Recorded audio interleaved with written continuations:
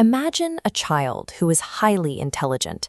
They speak fluently, ask brilliant questions, and understand complex concepts.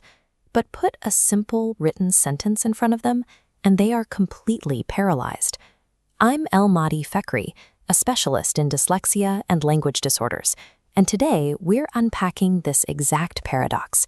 This neurological difference, known as dyslexia, or asr al-qira'a, affects how the brain processes language. It exists independent of a child's intelligence or their desire to learn. Looking at this population matrix, we can see the true scale of the issue. Between 3 to 10% of people navigate the world with dyslexia.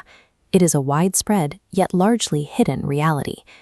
The clinical investigation into this condition goes back to the 1880s, when medical researchers first coined the term from Greek and Latin roots, simply meaning difficulty with words.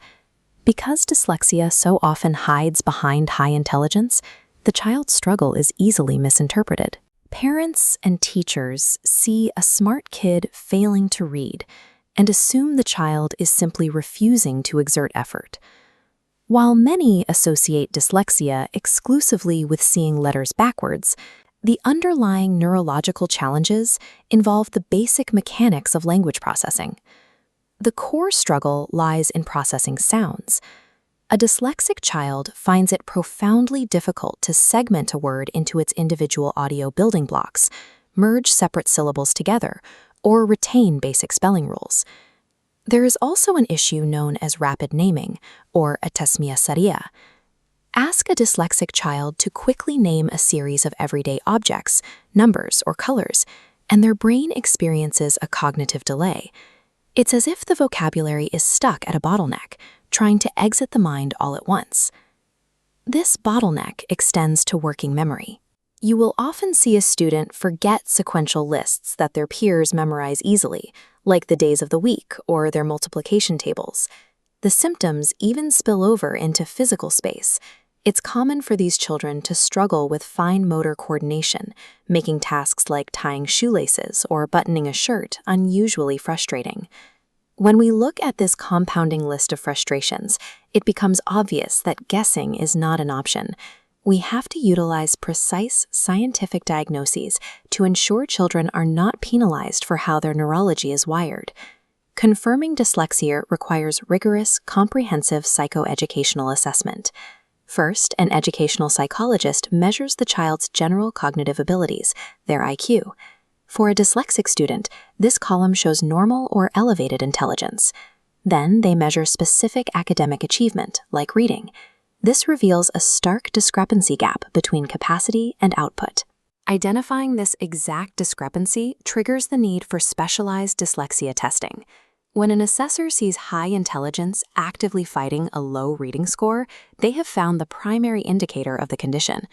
This mathematical comparison isolates the distance between a student's internal potential and their external performance.